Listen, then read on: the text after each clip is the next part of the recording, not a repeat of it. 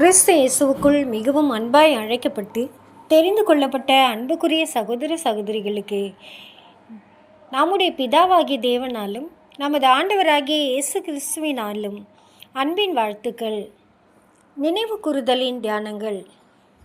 ரீப்ரின்ஸ் number 5560 October 1914. பாடத்தின் தலைப்பு இயேசுவை கேலிக்குள்ளாக்கும் விசாரணைகள். பக்கம் 899 முதல் 903 வரை. ஆதார வசனம் மத்தேயு எழுதின சுவிசேஷம் 26வது அதிகாரம் 57 முதல் 68 வசனங்கள் முடிய. அடிக்கப்படும்படி கொண்டு போகப்படுகிற ஒரு ஆட்டுக்குட்டியைப் போலவும் தன்னை மயிர் கத்தரிக்கிறவனுக்கு முன்பாக சத்தமிடாதிருக்கிற ஆட்டைப் போலவும் அவர் தம்முடைய வாயை திறவாதிருந்தார். ஏசாயா 53வது அதிகாரம் 7வது வசனம். நாகரீகம் உடையவனோ அல்லது அஞ்ஞானியோ எப்படியாக இருப்பினும் பகுத்தறிவுள்ள ஒவ்வொருவரிடத்திலும் நியாயம் எனும் மனதின் தன்மையானது இயல்பாகவே நியாயத்திற்காக பரிந்து பேசுகின்றதாய் இருக்கின்றது. ஆகவே ஒவ்வொரு தேசமும் அதன் சட்ட புஸ்தகங்களில் நியாயமான சட்டங்களை பெற்றிருக்க நாடுகின்றது. மேலும் சீசர் மற்றும் லைகர்கஸ் போன்றவர்களுடைய சட்டங்களுடன் கூட உலகத்தினுடைய அநேக சட்டங்களானது அதிகப்படியான ஞானத்தையும் அதிகப்படியான நீதியையும் நியாயத்தையும் வெளிப்படுத்தி உள்ளது என்பதை ஒத்துக்கொள்ளவே வேண்டும். ஆனால் மோசேயின் கரங்களில் தேவனாலே சீனாய் மலையில் கொடுக்கப்பட்ட யூதருடைய நியாயப்பிரமாணமானது உண்மையில் உயர்நிலை வகிக்கின்றதா இருக்கின்றது மற்றும் கிறிஸ்தவ மார்க்கத்தினை ஏதேனும் அளவில் அடையாளம் கண்டு கொண்டதாக தெரிவிக்கின்றதாக தேசங்கள் அனைத்தினுடைய சட்டங்களானது உயர்நிலையில் தளத்தில் நீதியின் கொள்கைகளை முன்வைத்திட நாடுகின்றது. எனினும் இந்த சட்டங்களுக்கு விளக்கம் கொடுக்க முற்படும் விஷயத்திலும் அவைகளை தனிப்பட்ட நபர்களிடத்தில் செயல்படும் விஷயத்திலும் சட்டங்களையும் நியாயமான கொள்கைகளையும் மீறுவதற்கு அவசியமான சந்தர்ப்ப சூழ்நிலைகள் ஆகிவிட்டன என்று சாக்கு போக்குகள் சொல்வதும் நியாயத்தின் கொள்கைகளின் என்றும் சட்டங்களின் என்றும் விலகுவதாகிய செயல்கள் எங்கும் காணப்படுகின்றது. யூதருடைய நியாயம் பிரமாணத்திற்கு எதிராக இயேசு அநீதியான விதத்தில் யூதருடைய நீதிமன்றத்தில் குற்றம் சாட்டப்பட்ட சம்பவமானது நம்மை ஒன்றும் ஆச்சரியத்துக்குள்ளாக்குவதில்லை.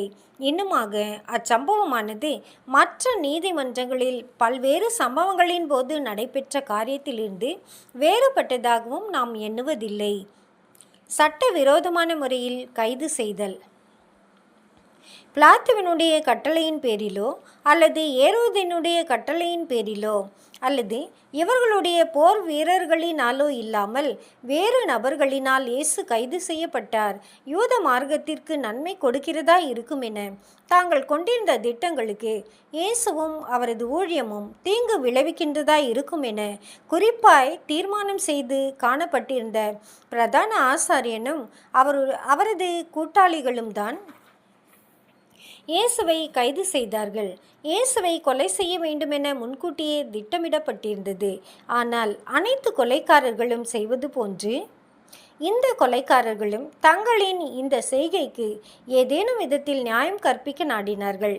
இன்னுமாக இவர்கள் அரசியல்வாதிகளாக காணப்பட்டபடியால் தங்களை காட்டிலும் மென்மையான மனசாட்சிகளை உடையவர்களை கருத்தில் கொண்டவர்களாக தங்கள் செய்கை நியாயமானது போன்று தோற்றமளிக்கத்தக்கதாக வகை தேடினார்கள்.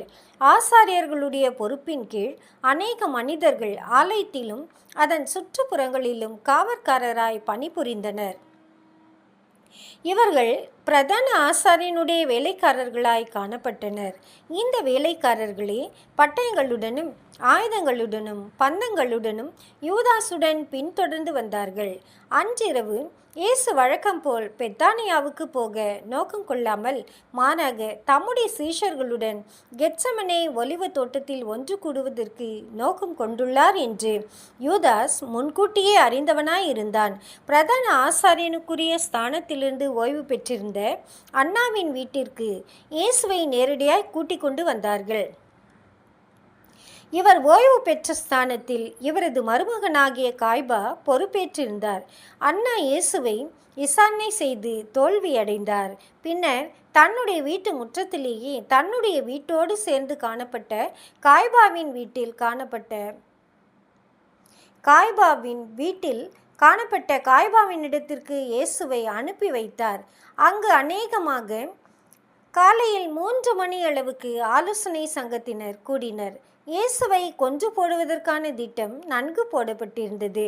இயேசுவையும் மற்ற அப்போஸ்தலரையும் விட்டு பஸ்கா போஜனத்தின் போது யூதாஸ் கடந்து போனது முதல் இந்த விசாரணை நடைபெறுவது வரைக்கும் உள்ள இடையில் காணப்பட்ட நேரங்கள் முழுவதும் பட்டணம் எங்கும் காணப்பட்ட ஆலோசனை சங்கத்தாரை அவர்களது இல்லங்களிலிருந்து கூட்டி சேர்ப்பதற்கென செலவிடப்பட்டது.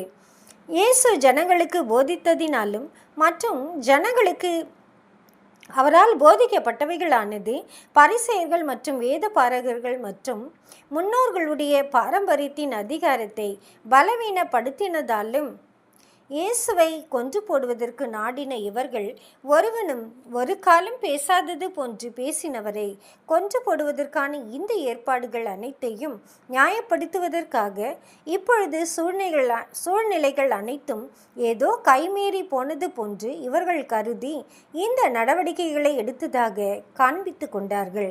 யோவான் எழுதின சுவிசேஷம் 7வது அதிகாரம் 46வது வசனம், மத்தேயு எழுதின சுவிசேஷம் 26வது அதிகாரம் 55வது வசனம். புரோகிதருக்குரிய ஆசாரியனுக்குரிய அதிகாரம் தக்க வைக்கப்படுவதற்கு அறியாமையும் மூட நம்பிக்கையும் அவசியம் என்பது தவறான மத போதனைகளுடைய கொள்கையாகும். ஆகவேதான் தப்பறையானது எப்போதும் சத்தியத்தை பகைக்கின்றதாய் காணப்படுகின்றது. ஆகவேதான் இருள் எப்போதும் வெளிச்சத்தை பகைக்கின்றதாய் இருக்கின்றது. இயேசு ஆக்கினைக்குள்ளாக தீர்க்கப்பட்ட காரியமானது வெளிச்சத்திற்கு மேலாக இருள் வெற்றியடைந்து ஓங்கின மற்றொரு சம்பவமாக மாத்திரமே உள்ளது. எனினும் இது தோற்றத்தில் மாத்திரமே வெற்றியாக காணப்பட்டது. ஏனெனில் இவ்விதமாகவே தேவனுடைய திட்டமானது நடந்தேறியது. இவ்விதமாகவே பாவத்திற்கென மாபெரும் பாவ நிவாரணம் ஏற்பாடு பண்ணப்பட்டிருந்தது. இதன் விளைவாக இறுதியில் பாவம், சாத்தான் மற்றும் மரணம் வீழ்த்தப்படும் மற்றும் நீதியும் சத்தியமும் உலகமெங்கும் நித்திய காலமாய் ஸ்தாபிக்கப்படும். அநீதியான ஒரு விசாரணை. மிகுந்த செல்வாக்கு மிக்க 70 யூதர்களை ஆலோசனை சங்கமானது கொண்டிருந்தது மற்றும் இவர்களது வார்த்தைகளுக்கு ஜீவன் அல்லது மரணத்திற்கான அதிகாரத்தை அக்காலகட்டத்தில் கைகளில் பெற்றிருந்த ரோம தேசாதிபதியிடம் மிகுந்த செல்வாக்கு இருந்தது. காய்பா பிரதான ஆசாரியனுக்குரிய பணியை மாத்திரம் செய்யாமல் இதனோடு கூட இயேசுவின் விஷயத்தில் இயேசுவுக்கு எதிராக வழக்கை நடத்தும் வழக்கறிஞராகவும் கூட செயல்பட்டார். ஆலோசனை சங்கத்தாரை கூட்டி சேர்க்கும்போது சாட்சியாளர்களை திரட்டும் பணியையும் காய்பா மறவாதிருந்தான். இந்த சாட்சிகள் சாட்சி சொல்லத்தக்கதாக லஞ்சம் கொடுக்கப்பட்டார்கள் என்று நமக்கு தெரிவிக்கப்பட்டுள்ளது. தீய ஆவிகளின் பிடியிலிருந்து இயேசுவினால் விடுவிக்கப்பட்டவர்களில், இயேசுவினால் குருடான கண்கள் திறக்கப்பட்டவர்களில், இயேசுவினால் செவிடான காதுகள் திறக்கப்பட்டவர்களில், இயேசுவினால் மரண நித்திரை நின்று எழுப்பப்பட்டவர்களில் யாரையாகிலும் ஆலோசனை சங்கத்தின் முன் கொண்டு வருவதற்கான எந்த பிரயாசங்களும் எடுக்கப்படவில்லை. பிரதான ஆசாரியன் லாசருவின் சம்பவத்தை கூட அறிந்திருந்தார். ஆனால் அவர்கள் இப்படிப்பட்ட சாட்சிகளை விரும்பவில்லை. அவர்கள் இயேசுவை கொலை செய்திட விருப்பமாய் இருந்தார்கள். அதுவும் நியாயமானது போன்றதொரு மூடலின் கீழ் செய்ய விரும்பினார்கள். காய்பா சாட்சியாளர்களை அழைத்தார். ஆனால் சாட்சியாளர்களின் சாட்சிகள் இசைவற்றிருப்பதை கண்டார். யூதருடைய நியாயப்பிரமாணத்தின்படி எந்த ஒரு காரியத்தை நிரூபிப்பதற்கு குறைந்தபட்சம் 1 போல் 2 சாட்சிகளாகிலும் இருக்க வேண்டும். இறுதியாக ஆலயம் குறித்து இயேசு ஏதோ கூறி தாங்கள் கேட்டதாக தெரிவித்த 2 சாட்சிகளுடைய சாட்சிகள் கொஞ்சம் ஒத்திருந்ததாய் இருந்தது. அதாவது, இயேசு தம்மால் ஆலயத்தை இடித்து போட்டு 3 நாட்களுக்குள் கட்டி எழுப்ப முடியும் என்று கூறி தாங்கள் கேட்டதாக சாட்சியாளர்கள் தெரிவித்தனர்.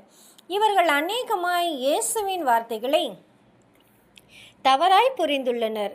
எனினும் குற்றவாளி என தீர்ப்பு வழங்குவதற்கு இவர்களது சாட்சிகள் பலமான விஷயங்களாக காணப்படவில்லை. கடைசி முயற்சியாக தேவ தூஷணம் என குற்றம் சாட்டத்தக்கதாக இயேசுவையே எதையாயிலும் பேச வைப்பதற்கு காய்பா முயன்றார். கேட்கப்பட்ட பல்வேறு கேள்விகளுக்கு இயேசு எதுவும் பதிலளிக்கவில்லை. ஆனால் இப்பொழுதோ, காய்பா, நீ தேவனுடைய குமாரனாகிய கிறிஸ்து தானா? அதை எங்களுக்கு சொல்லும்படி ஜீவனுள்ள தேவன் பேரில் உன்னை ஆணையிட்டு கேட்கிறேன் என்று கேட்டார். இந்த கேள்விக்கு இயேசுவினால் அமைதியாய் இருந்து பதிலளிக்காமல் இருக்க முடியாது. இக்கேள்விக்கு பதிலளிக்காமல் இருப்பது என்பது இந்த மாபெரும் சத்தியத்தை மறுதளிக்கிறதாகவும் இருக்கும் மற்றும் ஆலோசனை சங்கத்தாருக்கு சரியான சாட்சி அளிப்பதற்கு தவறி போவதாகவும் இருக்கும். ஆகவே காய்பா சொன்னது சரிதான் என்று இயேசு ஒப்புக்கொண்டார். தேவ தூஷணம் என்று கூறுவதற்கான வாய்ப்பு இது என்று பிடித்து கொள்வதற்கான ஆவலில் காய்பா தாவி துள்ளி எழுந்தார். ஆனால் இயேசு இன்னும் தொடர்ந்து, மனுஷகுமாரன் சர்வ வல்லவருடைய வலது பாரிசத்தில் வீற்றிருப்பதையும் வானத்தின் மேகங்கள் மேல் வருவதையும் இது முதல் காண்பீர்கள் என்று உங்களுக்கு சொல்லுகிறேன் என்றார். இப்படி இயேசு கூறினது நிமித்தம் காய்பா மிகவும் அதிர்ச்சி அடைந்தது போன்று நடித்து ஆலோசனை சங்கத்தார் மத்தியில் தேவனுடைய பிரதிநிதியாக காணப்படும் தான் பயங்கரமான ஏதோ ஒன்றை கேட்டுள்ளதை போன்று ஆலோசனை சங்கத்தாருக்கு காண்பிக்கத்தக்கதாக காய்பா தன்னுடைய ஆசாரிய வஸ்திரத்தை கிழித்து நாடகமாடினார். காய்பா ஆலோசனை சங்கத்தாரை நோக்கி, இவன் தேவ தூஷணம் சொன்னான், இனி சாட்சிகள் நமக்கு வேண்டியதென்ன? இதோ இவன் தூஷணத்தை இப்பொழுது கேட்டீர்களே, உங்களுக்கு என்னமாய் தோன்றுகிறது? உங்களது தீர்ப்பு என்ன என்று கேட்டார். அதற்கு அவர்கள், மரணத்துக்கு பாத்திரனாய் இருக்கிறான் என்றார்கள். இந்த கருத்திற்கு முடிவிற்கு 2 பேர் மாத்திரம் விலகி நின்றார்கள் என்பது தெளிவாய் தெரிகின்றது. இவர்கள் இயேசுவுக்கு மாபெரும் மதிப்பு கொடுப்பதற்கு கற்றிருந்த அரிமத்தியா ஊரானாகிய யோசேப்பும் நிக்கோதேமுவும் ஆவார்கள். இவர்களால் என்னதான் செய்ய முடியும்? அதிகபட்சமாக ஆலோசனை சங்கத்தாரின் இந்த நடவடிக்கை சட்ட விரோதமானது என்றும் ராத்திரி வேளையில் ஒருவரை மரண தண்டனை தீர்ப்பளிப்பதற்கென விசாரணை நடத்துவதை நியாயப்பிரமாணமானது தடை செய்கின்றது என்றும் தான் இவர்களால் கூற இயலும். விடையும் போது சட்டப்பூர்வமாய் நடவடிக்கை எடுக்கத்தக்கதாக ஆலோசனை சங்கத்தார் காத்து கொண்டிருந்த வேளையில் இயேசு அடுத்திருந்த அறையில் காவல் வைக்கப்பட்டார். தேவ தூஷணம் உரைத்தவராகவும் குற்றவாளியாகவும் பிரதான ஆசாரியனால் தீர்க்கப்பட்ட இயேசுவானவர் பிரதான ஆசாரியன் செய்வதெல்லாம் சரி என அறியாமையில் எண்ணிக்கொண்டிருந்த பிரதான ஆசாரியனுடைய வீட்டில் காணப்பட்ட வேலைக்காரர்களுடைய பல்வேறு அவமதிப்புகளுக்கு ஆளாக்கப்பட்டார். தெய்வீக சித்தத்திற்கு கீழ்ப்படிந்து ஒப்பு கொடுத்தார். நீதிமானை நீங்கள் ஆக்கினைக்குள்ளாக தீர்த்து கொலை செய்தீர்கள். அவன் உங்களோடு எதிர்த்து நிற்கவில்லை. யாக்கோபு 5வது அதிகாரம் 6வது வசனம் என்ற வசனத்தின் வார்த்தைகளும் மற்றும் நம்முடைய பாடத்தின் ஆதார வசனத்தின் வார்த்தைகளும் முழு இசைவுடன் காணப்படுகின்றது. மற்றும் இரண்டுமே இவ்விசாரணையின் போது காணப்பட்ட இயேசுவுக்கு பொருந்துகின்றதாய் இருக்கின்றது. இயேசு தம்முடைய ஜீவனை காத்துக்கொள்ள முற்படவில்லை என்ற விதத்தில் அவர் தம்முடைய வாயை திறவாதவராய் காணப்பட்டார். பிதாவின் சித்தமல்லாத எதுவும் தமக்கு நிகழ்வதில்லை என்பதை இயேசு உணர்ந்தவராக காரியங்களை அவர் தடை பண்ணிட முற்படாமல் காரியங்கள் அவைகளின் போக்கிலேயே நடைபெறத்தக்கதாக மகிழ்ச்சியுடன் அனுமதித்தார்.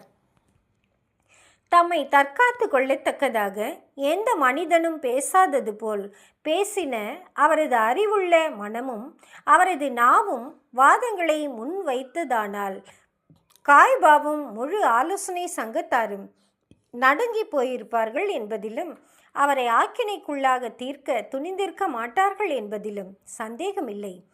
சத்தியம் முன் வைக்கப்படுவதற்கு என்ன பேசப்படுவது அவசியமாய் இருந்ததோ அதை மாத்திரமே இயேசு பேசினார். மேலும் அவர் பேசின சத்தியத்தையே அவரது சத்துருக்கள் தவறான விதத்தில் தேவ தூஷணம் என்று கூறினார்கள்.